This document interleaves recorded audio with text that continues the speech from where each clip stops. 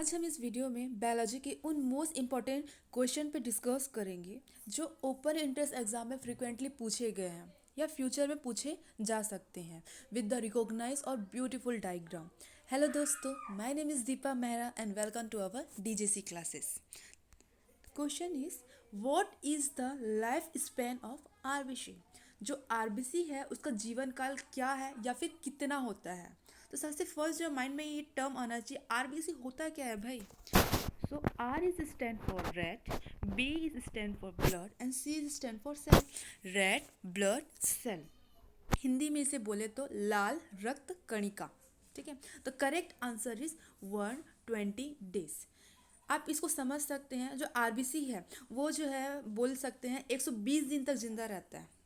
ठीक है, it means ये 120 दिन तक सेल रहेंगे, उसके बाद इनका डेथ हो जाएगा और ये फिर से नए सेल्स क्या होगा, इनका फॉर्मेशन होता है।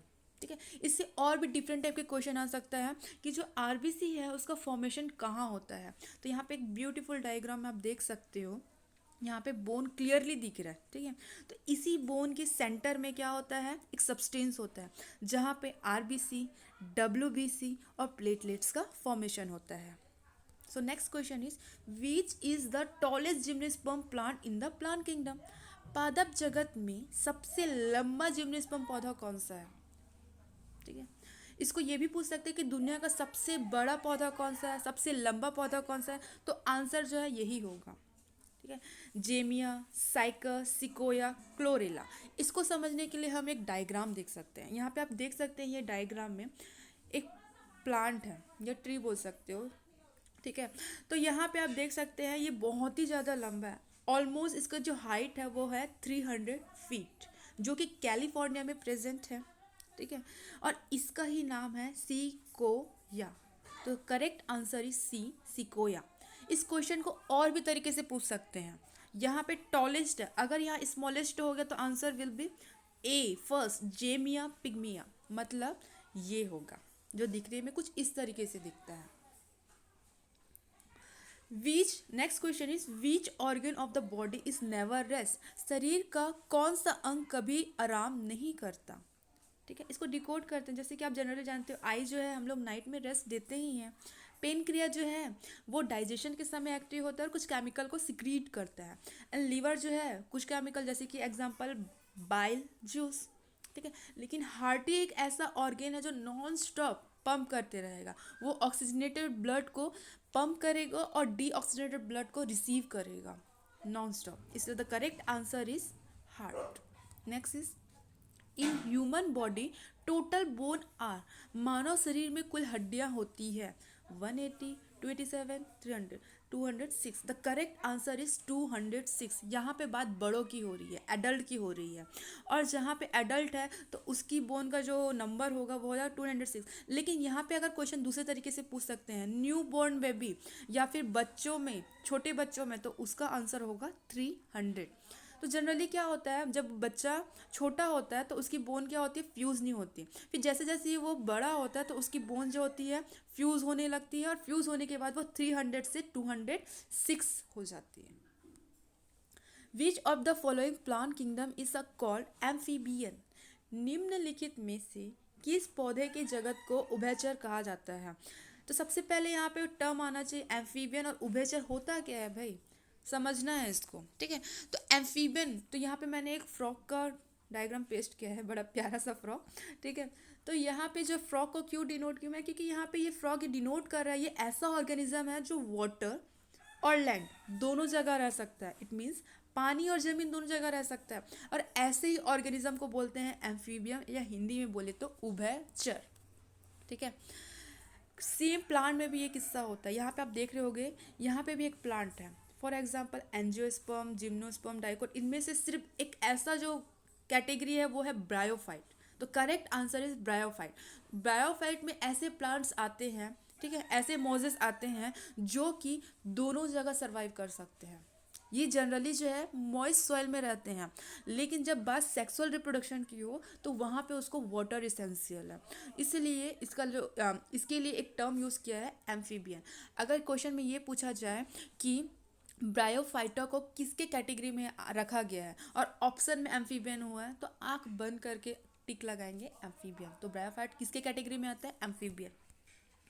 The next question is which is the hardest substance of the human body?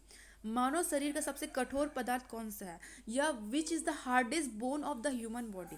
ठीक है, ये सभी जो हैं एक तरीके से बोन का प्रकार है। फीमर जो पैर में होता है, नेक जो गले में होता है, बोन। ठीक है, तो इनिमल इज द करेक्ट आंसर, जहाँ पे आप डायग्राम में स्पेस करेक्ट देख सकते हैं। ये जो इनिमल जो है वो जॉ लाइन में होता है, हमारा तीत का ये टाइप है, और यही क्या होता है? हार्डेस्ट सब्सटेंस है या हार्डेस्ट बोन है हमारे बॉडी में।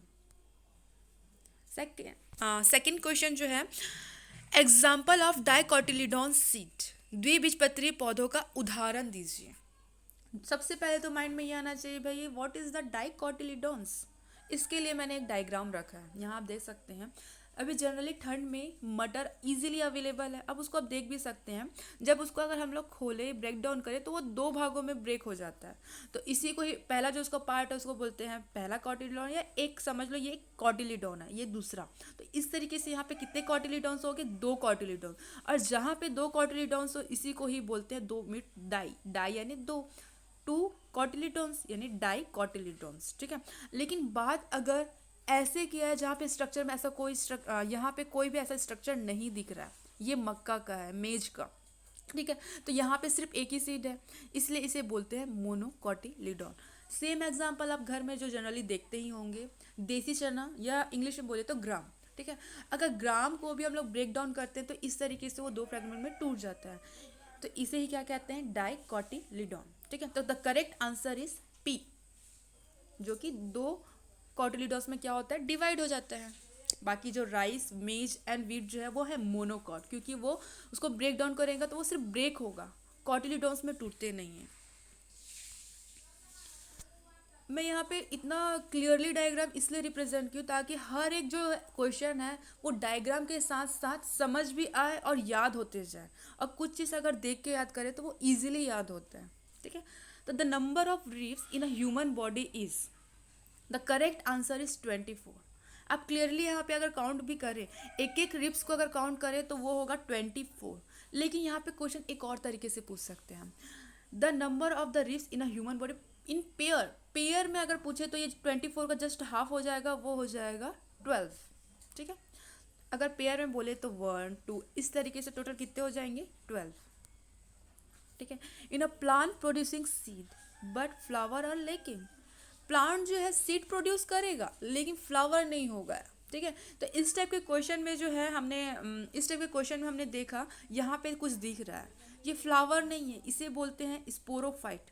ठीक है, तो the correct answer is gymnosperm. Gymnosperm के बारे में हमने अभी जस्ट पढ़ा, लेकिन वहाँ पे ये फीचर्स के बारे में नहीं पढ़ा था। तो जिम्नोस्पर्म ही एक ऐसा प्रिमिटिव टाइप का प्लांट होता है जिसमें सीड तो होता है, वो सीड भी कैसा होता है? नेकेड।